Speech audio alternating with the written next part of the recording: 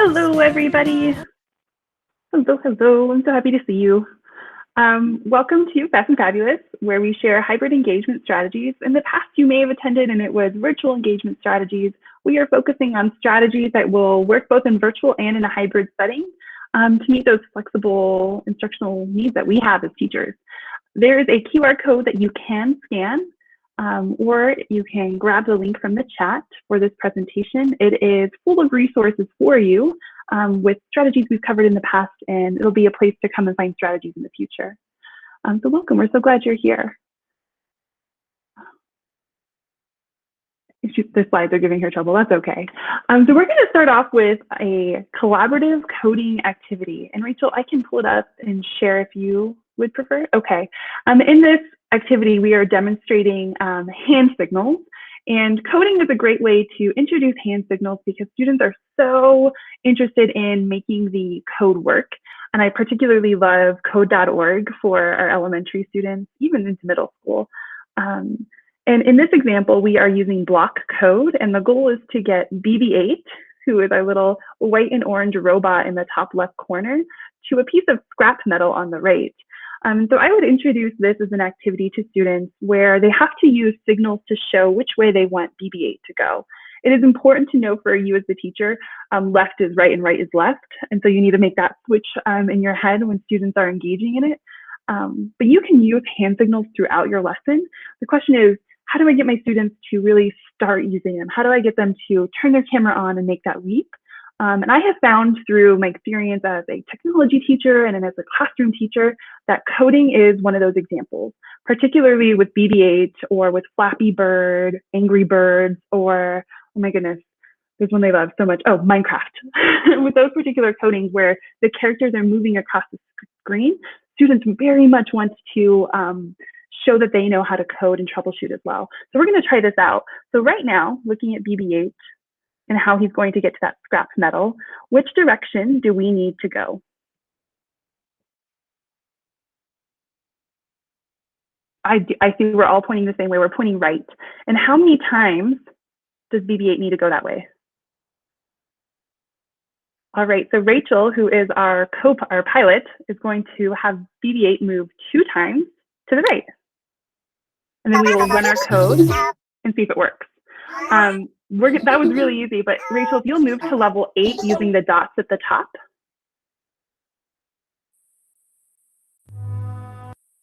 It progresses in complexity, and so for this particular example, BB-8 would have to do multiple tasks, like going up and down, and so we would have to code the actual buttons.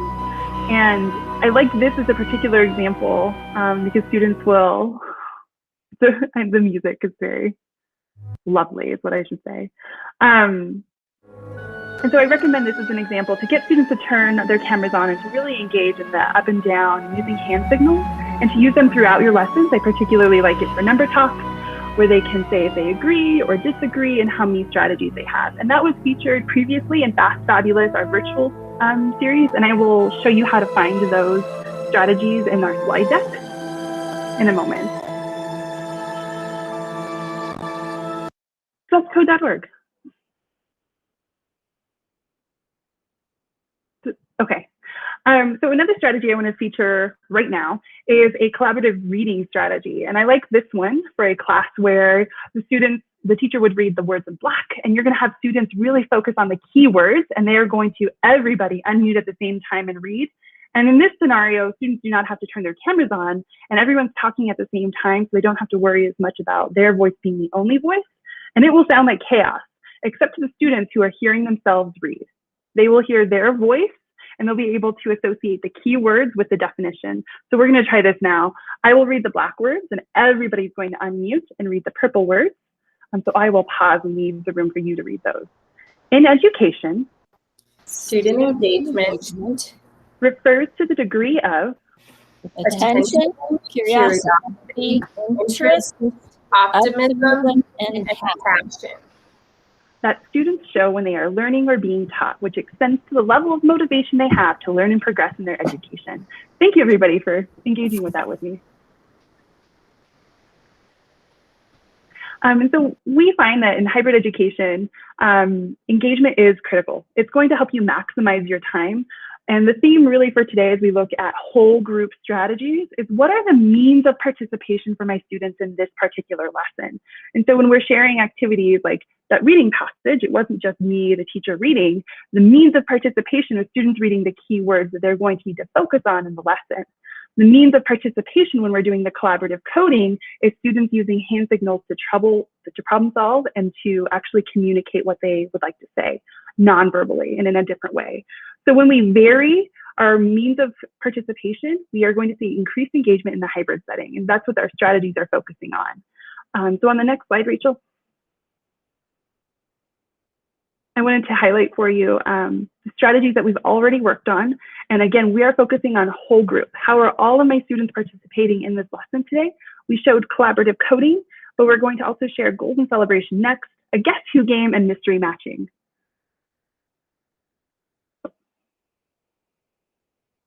Thank you. So strategy 7 that we've shared is called group goals and celebrations. And this is an adaptation of an AVID strategy. So in this, you are going to set a specific and group-oriented goal for the lesson. And this is group-oriented. Every student is part of this puzzle. It requires a whole group collaboration. When you provide this goal, you're going to provide a time restriction. What exactly, very specifically what you need your students to do. And you want to present it in a very enthusiastic way to really get that buy-in. You want to make sure you repeat the instructions, because this is critical in that very small time period that you want students to be successful and like focus on this group-oriented goal. You want to make sure it's crystal clear before you begin. Otherwise, you'll have to stop and repeat instructions, and then you'll lose the momentum. You want to offer a visual if it's appropriate for your students, and ask students before you begin, what questions do you have? Not, are there any questions? What questions do you have? Which prompts students to think, oh, I do have questions, not, do you have any questions? The easy answer is no. You want to reflect as a whole group after the task, and we don't want to forget to celebrate. This is a very high impact, like short time frame oriented goal. And we like this because it's a quick win for the whole class. It builds confidence for independent work. It builds your classroom community, and you are modeling goal setting, celebration, and reflection. So we're going to try this out. I think we can change it to 1 minute, but our goal via chat is to list as many Billboard 100, top 100 songs with the love in the title that we can. We'll give ourselves a minute. In my class, that we would set a goal for this. Say like, I think we can name 30. In 1 minute, we can name 30 songs as a group. So you have a very specific, time-oriented, short goal that you're trying to meet together and everyone can participate in. You could do this with unmuting, but in this case, we're going to utilize the chat. And afterwards, we would reflect on what is tricky about the task. But Rachel, go ahead and start that timer. And it is okay if we repeat, but we want to think of as many as we can. Oh, this is so hard when you're on the spot. We've got what is love, love me tender.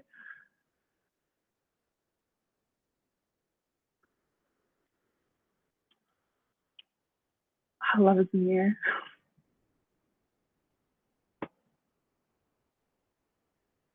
What's love got to do with it?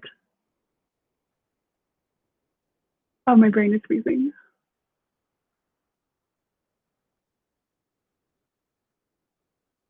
That's a great one. Can't help falling in love. All right, Rachel, you can pause the timer. If you think of another one and it's a matter of pride for you, go ahead and pop it in. For me, it's a matter of pride to move on. I can't think of any. And I had so many in my mind earlier. Oh, brains are funny things. Some variations to think about when we have these goal settings and celebrations is that a group goal can then become an individual goal. Like today, we are as a class trying to name as many reptiles as we can together, but in the future, my goal may be to have as many of those in my brain. So we're using group knowledge to build individual knowledge. Celebrations to really honor like what you've just accomplished. For example, if we had named 50 and that was our goal, we were able to name all 50 love songs that we had set out to name. we would have a celebration together as a class. And we're going to do a roller coaster, which you may be familiar with. But in a roller coaster, everyone starts at the bottom of the roller coaster, and we all go up a little bit together. We get to the top, and it's woo, all together. So students are moving their bodies, they're having fun in a whimsical way, which sparks some of that passion and curiosity they have for their learning. And there's some variations I included for phonics. How many digraphs do we think we can find in our text that we just read today? Do we think we can find 15? All right, let's go. We're gonna give ourselves a minute. How high do we think we can count by threes in 1 minute? Science, how many different reptiles can we name? And then being able to flip that over, maybe I individually come up with my list of reptiles before I come to school.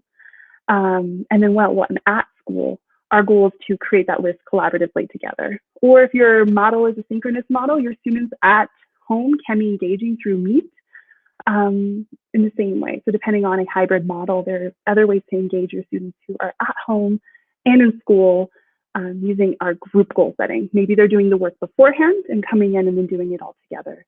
Or if you're doing like the digraphs in the text, using Jamboard to circle them instead of the means of participation is Jamboard instead of unmuting or typing it in the chat.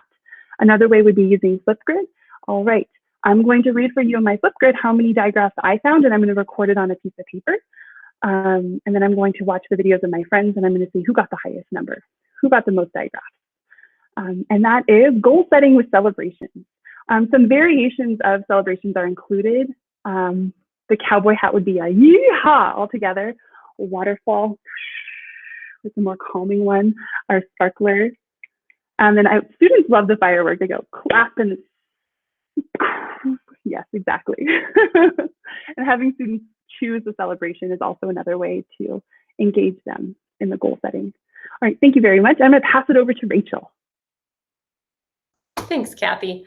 Okay, our next strategy is called Guess Who. And this is meant to build some community between your students in person and the students virtually. And also, even if you have students in class who haven't had a chance to get to know each other, it's just a great community building activity that you can then integrate content into. So you would introduce some slides to get ideas flowing. You might use yourself as an example so students get to know you. Then students would privately write 3 facts about themselves to give to the teacher so that you can build these slides. Then you will share 1 clue at a time about the mystery person until the class guesses correctly.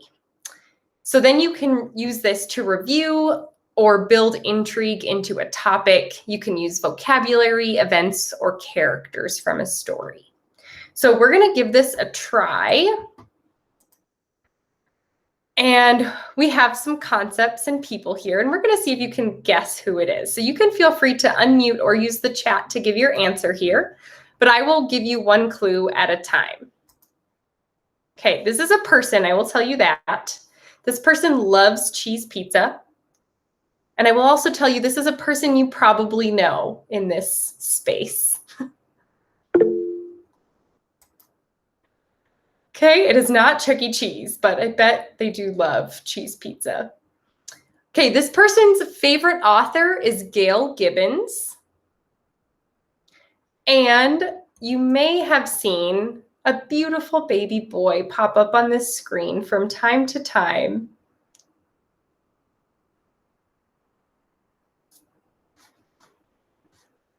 Correct. This is Kathy. Way to go. We'll try 1 more. This person is not in this space, but it is somebody I think you will recognize. This person was born in Germany on April 18th, 1955. This person was a theoretical physicist.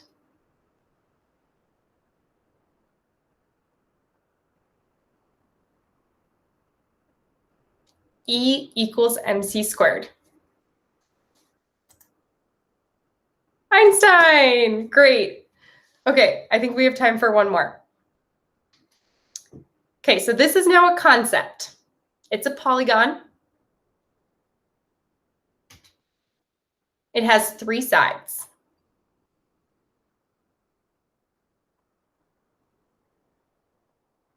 see triangle popping up. One angle measures more than 90 degrees. Great. Yes, you got it. It's a triangle. So you can see how you could use this as a community builder or for some different content to engage your students. And so that kids at home and kids in person can both participate at the same time. Okay, I'm going to skip to our next strategy, but there is one more there if you're curious to jump in and see what that is. Our next strategy is called mystery matching. So this is kind of building off of stand up, hand up, pair up from Kagan, or the classic I have, who has game. But this takes a little bit of preparation on the teacher's part because you would need to send home task cards for your virtual students if we're in a hybrid setting.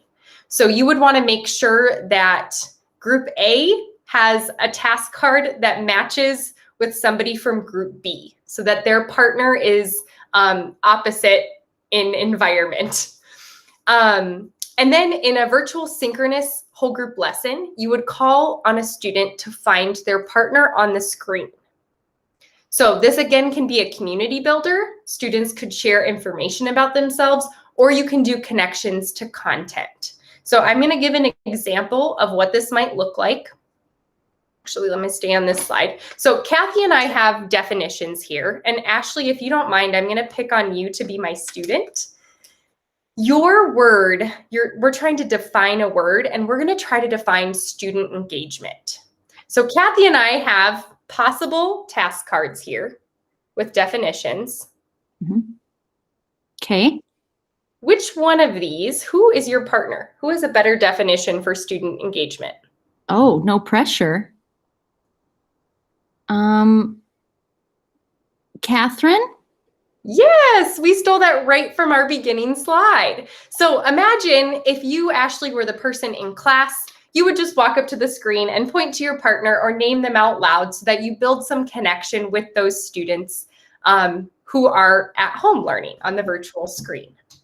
Thank you for participating with us. So like I said, some variations of this could be the I have, who has game. You could have the whole class participate and be passing the cards, I guess, more or less, to different students. You could also make this a secret student activity. Have an in-person buddy up with somebody at home, and they are kind of watching and keeping an eye on each other all day. You could also expand this and do groups of 4 so that multiple people can engage in the vocabulary word or concept. So as we connect this to content, you could use this for sight words. Students just have to match and find their sight word on the screen with somebody at home. You could do math problems. Somebody has a problem and an answer that they match together, like what we just did, vocabulary words, or you could describe character settings and descriptions. So we are Kathy, Rachel, and we are not joined by Andrea today, but her brilliant ideas were here in her Guess Who game. So please remember that you can reach out to us at any time for support or other ideas. We love to hear from you. And that is all we have today. We'll stick around if you have any questions, but thanks for joining us. Thank you, girls, as always.